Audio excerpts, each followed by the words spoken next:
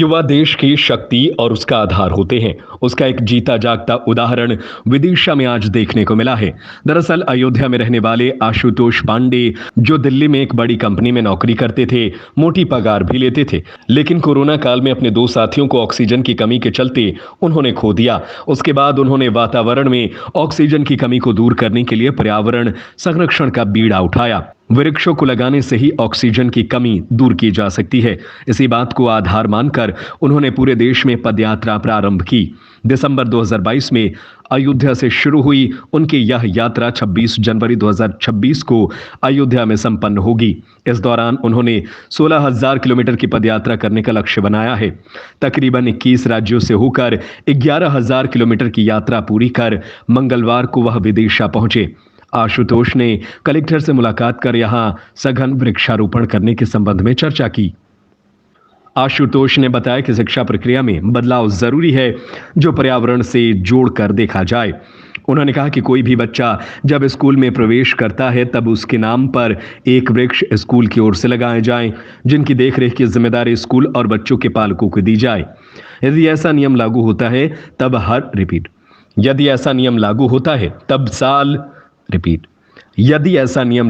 है तब साल भर में मध्य प्रदेश में 50 लाख और पूरे देश में 20 करोड़ पौधे हर साल रोपे जाएंगे।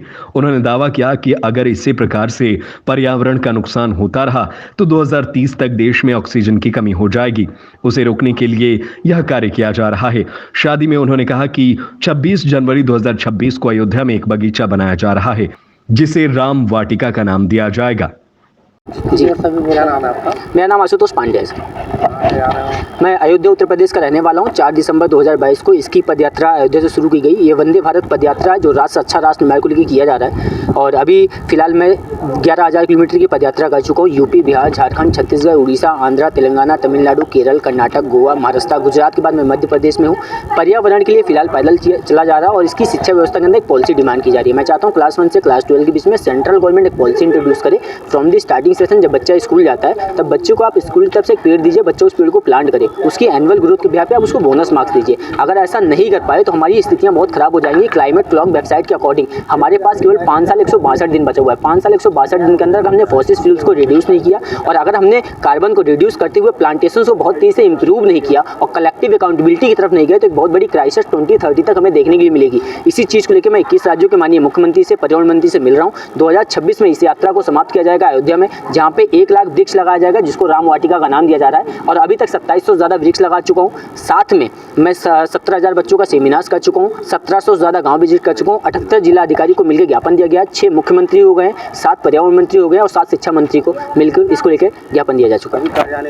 अभी आज माननीय जिलाधिकारी जी को मिलकर विदिशा पहुँचा हूँ। यहाँ पे जिलाधिकारी जी को ज्ञापन दिया जाएगा।